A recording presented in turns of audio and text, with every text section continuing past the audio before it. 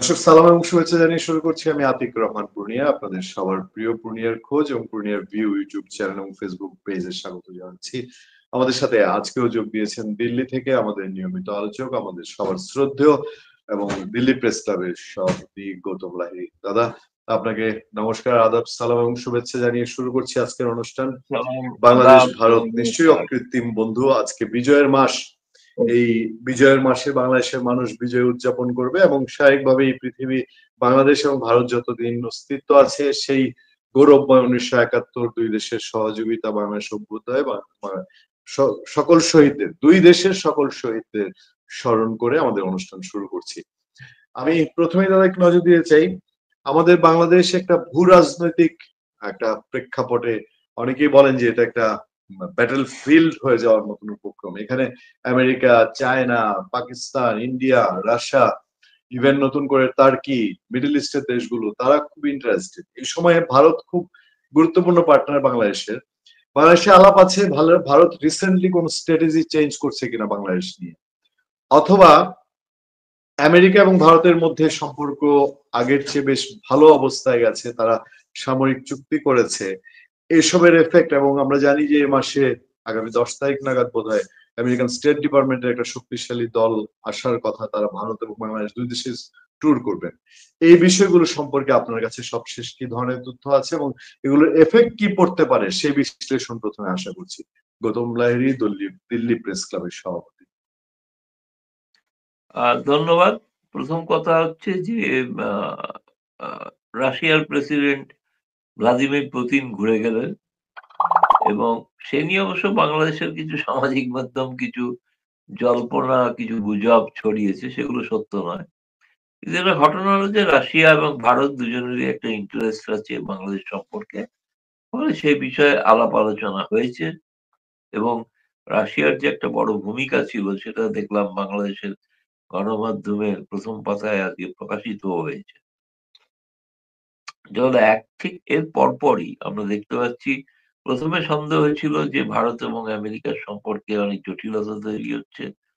কিন্তু জটিলতাটার একটা বরফ কাটার, বরফ গলার একটা ইঙ্গিত আছে এবং সেই ইঙ্গিতটা হচ্ছে যে আমেরিকার যে নতুন যিনি রাষ্ট্রদূত, যিনি ভারতের দায়িত্ব নেবেন, তার আগে কিন্তু আমেরিকার কিছু অফিসিয়ালস তারা সফর করছেন। তারা তো বাংলাদেশেও যাবেন শুনেছি।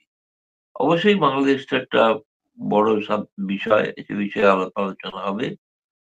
কিন্তু এটা ঘটনা যে বাংলাদেশের ইউনূস সরকারের সম্পর্কে যে ধারণা বদলাচ্ছে, আমি জানি না ধারণা বদলাচ্ছে কিভাবে, সেটা এখনো তো আমি জানি না, বুঝিনি। কিন্তু যেটা বুঝেছি সেটা হচ্ছে ভারত কিন্তু আজকে পররাষ্ট্র মন্ত্রণালয়ের একটা ব্রিফিং ছিল। সে ব্রিফিং এ বাংলাদেশ নিয়ে একটি প্রশ্ন হয়েছিল, সেটা হচ্ছে বাংলাদেশে একজন মুক্তিযোদ্ধা তার স্ত্রীকে যেভাবে হত্যা করা হয়েছে তার নিন্দা করার বিষয়। কিন্তু অন্য কোনো বিষয়ে প্রশ্ন নেই। কিন্তু প্রশ্নটা ছিল মায়ানমারের সাম্প্রতিক আসন্ন নির্বাচন। তাতে কিন্তু ভারত পররাষ্ট্রমন্ত্রীর মুখপাত্র বলেছেন যে প্রত্যেকটি রাজনৈতিক দল তাদের সকলের অংশগ্রহণমূলক একটা নির্বাচন হওয়া উচিত। যে সিদ্ধান্তটা বাংলাদেশ সম্পর্কেও ভারত আগে বলেছে। ফলে আমি জানি না, মানে মানবজমিন সম্পাদক তিনি অনেক বিখ্যাত সাংবাদিক, তার কাছে অন্য কোনো কি সংবাদ আছে আমি সেটা জানি না। কিন্তু ভারত সরকারের মতবাদ বদলানোর অর্থটা কি? বর্তমান হচ্ছে, আপনি যদি দেখেন যে পররাষ্ট্রমন্ত্রী জয়শঙ্কর যে হিন্দুস্তান টাইমস এর সামিটের যে প্রশ্নোত্তরে যে জবাবে তিনি যে কথা বলেছেন, সেইটা বলেছেন একটাই কথা, দুটো কথা তার মধ্যে আছে। একটা তো হচ্ছে যে শেখ হাসিনাকে ফেরত দেওয়ার প্রশ্ন আসছে না, সেটা তো একটা বিষয়। তিনি বলেছেন যে শেখ হাসিনা যেমন চাইবেন তেমন হবে। মানে সিদ্ধান্তটা ভারত সরকারও নয়, সিদ্ধান্তটা বাংলাদেশ সরকারও নয়, সিদ্ধান্তটা শেখ হাসিনা। এটা এক। দ্বিতীয়ত তিনি নির্বাচন প্রসঙ্গেও মন্তব্য করেছেন। সেই মন্তব্যটা হচ্ছে যে এখনকার যারা সরকারে আছেন তাদের একটা অভিযোগ আছে, আগের নির্বাচনগুলো সঠিকভাবে হয়নি। ফলে স্বাভাবিক তাদের একটা দায়িত্ব আছে এখন দেখানো যে প্রকৃতপক্ষে একটা নিরপেক্ষ নির্বাচন হচ্ছে। সেই নিরপেক্ষ, অবাধ, শান্তিপূর্ণ, সকলের অংশগ্রহণ নির্বাচন হচ্ছে কি হচ্ছে না তার উপর নির্ভর করছে। দেখুন সেটা বাংলাদেশ সরকার করবে কি, এখনো বাংলাদেশ সরকার কোনো মতবাদ, কোনো মত পরিবর্তন করেননি। যে আওয়ামী লীগকে তারা নির্বাচনে অংশগ্রহণ করতে দেবেন কি দেবেন না। কারণ এখনো পর্যন্ত তাদের রাজনৈতিক কর্মকাণ্ড নিষিদ্ধ। ফলে সেই নির্বাচন হলে আওয়ামী লীগ তাতে যদি অংশগ্রহণ করতে না পারে, সেই নির্বাচনটা ভারত মেনে নেবে। এমন কোনো ইঙ্গিত কিন্তু ভারত সরকারের পক্ষ থেকে নেই। ফলে আমি ঠিক জানি না কি ধরনের উনি বলছেন যে ভারত আগের থেকে তার সিদ্ধান্ত পরিবর্তন করেছে। আজকে দুটো বিষয় আমি বলে নিই তার আগে আপনার পরবর্তী প্রশ্নের আগে। একটা আজকে বাংলাদেশের 'প্রথম আলো' পত্রিকা তাদের যে সার্ভে জরিপ, সেই জরিপে কার্যত বলা হয়েছে যে মোহাম্মদ ইউনূসের সরকারের প্রতি বাংলাদেশের অনেকাংশ মানুষ সন্তুষ্ট। আরো কিছু জরিপ প্রকাশিত হয়েছে অন্য একটি সংবাদপত্রে। সেখানে কিন্তু বলা হয়েছে যে বিএনপি যে একতরফা ক্ষমতায় এসে যাবে এমন একটা ধারণা ছিল, আজকে সেটা যেন মনে হচ্ছে না। আজকে জামায়াতের কিন্তু ইনফ্লুয়েন্স, প্রভাব আগের থেকে অনেক বেড়েছে। ফলে এই বিষয়গুলো নিয়ে আমার কাছে মনে হয় যে ভারত কি মনোভাব পরিবর্তন করেছে কি করেনি, সেটা তো এখনো বলার মতো কোনো সময় আসেনি। বলুন দাদা, কোন নিয়ে স্যার? জি আমি একটু আরেকটু আরেকটু ডেপথে যাওয়ার জন্য যে বাংলাদেশের সাথে ভারতের সম্পর্ক নিশ্চিতভাবে অনেক অবনতি হয়েছে গত ১.৫ বছরে, প্রায় ১.৫ বছরে। এইটা কি উন্নতির কোনো সম্ভাবনার সুযোগ আছে বলে আপনি মনে করেন কিনা? আরেকটা হচ্ছে, আমি কেন এটা বলছি, একটা উদ্দেশ্য আছে। বাংলাদেশের ভেতর থেকে ভারত বিরোধিতা যেমন আছে, অতিরিক্ত পাকিস্তান মাখামাখির কারণে পাকিস্তান বিরোধিতাও এখন তুঙ্গে। এটাও খুব আমরা স্পষ্ট দেখতে পাচ্ছি। বাংলাদেশে বহু এলিমেন্ট ঘটছে। বাংলাদেশের সর্বোচ্চ বিদ্যাপীঠ ঢাকা বিশ্ববিদ্যালয় থেকে এগুলোর প্রতিবাদ করা হচ্ছে। এই সময়ে বাংলাদেশের ভেতর থেকে বলা হচ্ছে বেশ দায়িত্বশীল কিছু লোকজন যে ইন্ডিয়া না ভাঙলে বা সেভেন সিস্টার না ভাঙলে বাংলাদেশের শান্তি নাই। আপনারা কিভাবে দেখেন এটা? ধন্যবাদ। প্রথম কথা হচ্ছে দেখুন, ভারত বাংলাদেশের মানুষের পাশে আছে। তার বড় প্রমাণ হচ্ছে যে আজকে ভারত বাংলাদেশ সরকারও সিদ্ধান্ত নিয়েছে এবং ভারত সরকারও সিদ্ধান্ত নিয়েছে। দেখুন, এখন আপনাদের খোলা বাজারে পেঁয়াজের দাম যেভাবে বেড়ে যাচ্ছে, তাতে ভারত আবার পেঁয়াজ সরবরাহ করবে। ফলে ভারতের এই ধরনের সিদ্ধান্ত ভারত তো এটা নাও দিতে পারত। বাংলাদেশের তাহলে মানুষ পেঁয়াজ ছাড়া চলে না। সমস্ত খাদ্য মানে রান্নাতেই পেঁয়াজ দেওয়া হয়ে থাকে। ফলে সেই পেঁয়াজ ভারত সরবরাহ করবে, এটা তো আজকে সিদ্ধান্ত হয়েছে। ফলে আমার মনে হয়েছে সেটা কোনো বাংলাদেশের মানুষের স্বার্থে সেটা হয়েছে, ১।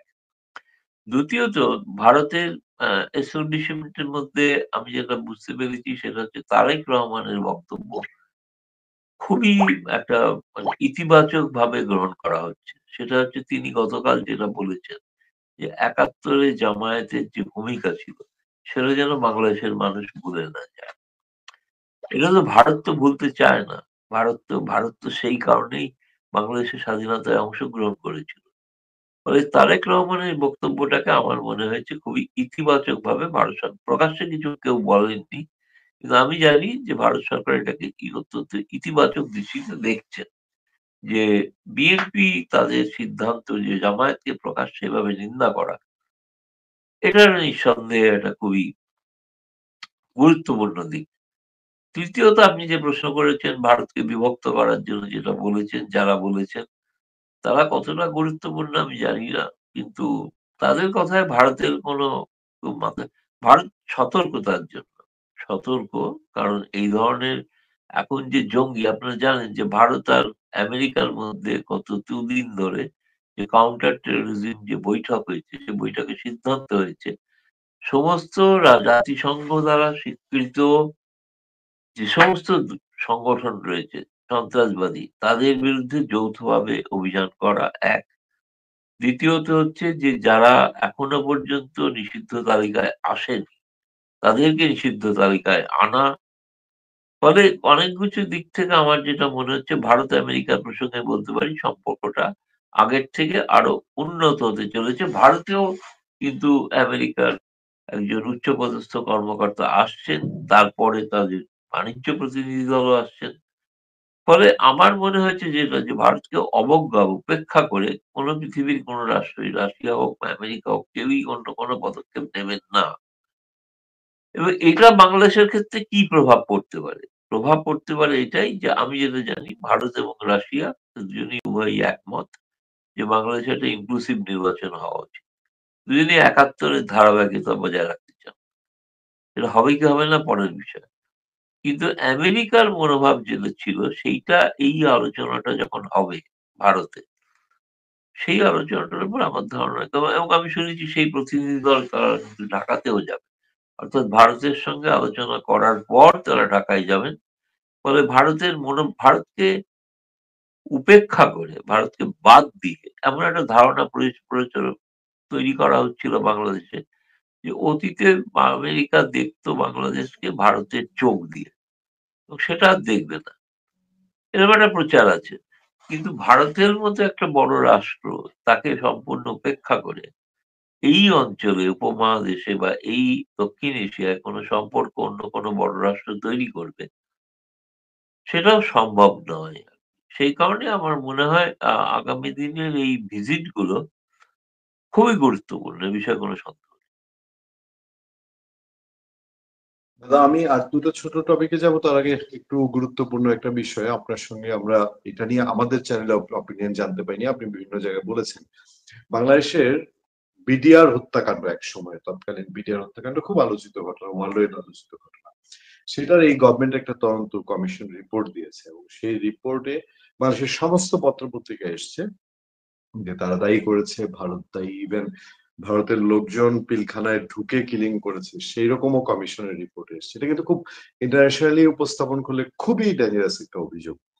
তো এই প্রেক্ষাপটে আমরা বাংলাদেশের সমস্ত মিডিয়াতে আসলেও ভারতের দিক থেকে আসলে কোনো ধরনের কোনো বক্তব্য জানতে পারিনি, বা ভারতকে এটাকে আহ গ্রাহ্য করেছে কি করেনি, বা এইটা কেন হঠাৎ করে যখন বাংলাদেশ ভারত রিলেশন এত বাজে একটা অবস্থায় তখন এরকম কেন হলো, আপনারা কি চোখে দেখেন বা আপনার এখানে বিশ্লেষণ কি? না, এটা একটা সঠিক প্রশ্ন আপনি করেছেন। এ বিষয়ে ১ম কথা হচ্ছে যে কমিশন যে রিপোর্ট দিয়েছে, তদন্ত কমিশন, একটা তদন্ত কমিশন রিপোর্ট দিয়েছেন, এটা ঘটনা। কিন্তু বাংলাদেশ সরকার কি তদন্ত কমিশনের রিপোর্টটাকে গ্রহণ করেছে? করেননি। আপনি যদি বলেন ভারত কেন প্রতিক্রিয়া দেয়নি? ভারত প্রতিক্রিয়া দেয়নি এই কারণে, ভারত প্রতিক্রিয়া দেবে বাংলাদেশ সরকার যদি কিছু বলে। বাংলাদেশের পররাষ্ট্র উপদেষ্টা যদি বলেন যে এই রিপোর্টটাকে আমরা গ্রহণ করেছি এবং এই ব্যাপারে ভারতের কাছে জবাবদিহি করব। তাহলে তার একটা উত্তর দেওয়ার প্রয়োজনীয়তা আছে। একটা তদন্ত কমিশন তাদের রিপোর্ট দিয়েছেন এবং আমি বলতে পারি খুব গ্যারান্টি দিয়ে ইউনিট সরকার এই রিপোর্টটাকে গ্রহণ করছেন কি করছেন না এটা প্রকাশ্যে বলবেন না। তবে এটাকে ঝুলিয়ে রাখবেন।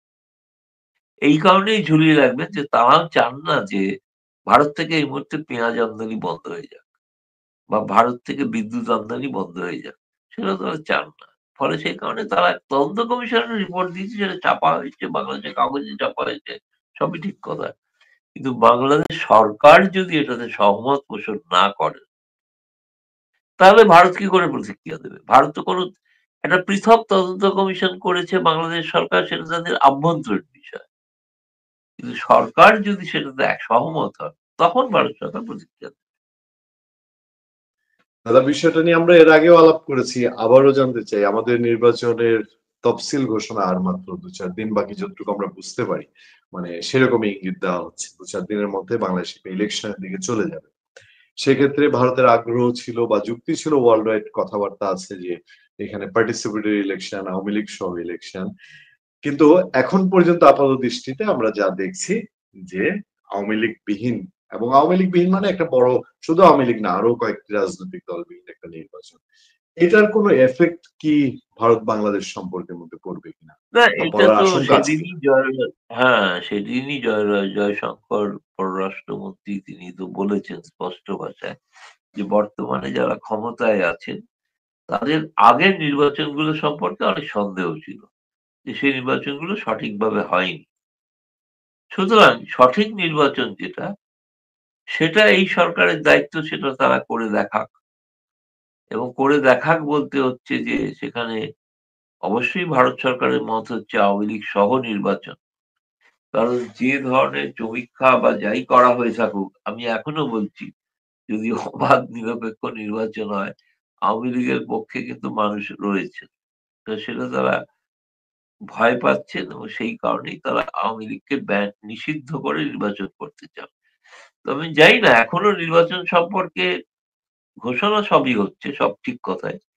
শেষ পর্যন্ত হবে কি হবে না এই নিয়ে এখনো একটা অনেকগুলো বিষয় নির্ভর করছে। ১ নম্বর হচ্ছে আপনাদের বিরোধী দলের প্রধান নেত্রী খালেদা জিয়া, বিরোধী নয়, এখন তো বলা যেতে পারে, যেহেতু সরকার পক্ষে কেউ নেই, সুতরাং তিনি একটা বৃহত্তম রাজনৈতিক দলের নেত্রী। তার শারীরিক অবস্থা যেটা, সেই অবস্থায় বিএনপি কি করতে চান? হ্যাঁ, আপনাকে যেটা বলছিলাম সমীক্ষার কথা। এই সমীক্ষায় তো দেখা গেছে না, যে অন্য সমীক্ষায়, যে বিএনপি প্রভাব আগের তুলনায় কমেছে এবং জামায়াতের প্রভাব আগের তুলনায় বেড়েছে। এই অবস্থায় শেষ পর্যন্ত কি নির্বাচনে কি দাঁড়াবে এ বিষয়ে এখনো স্পষ্ট নয়।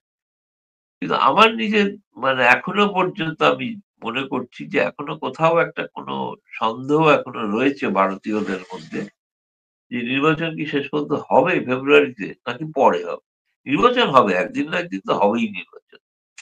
কিন্তু ঠিক ফেব্রুয়ারিতে হবে কিনা এই যে একটা সংশয় আছে। খালেদা জিয়ার শারীরিক অবস্থা নিয়ে যে অবস্থা, যে ধরনের সংশয় চলছে বিভিন্ন গণমাধ্যমে, ইউটিউবে বা সামাজিক মাধ্যমে অনেক বিভ্রান্তিকর খবর প্রচার হচ্ছে।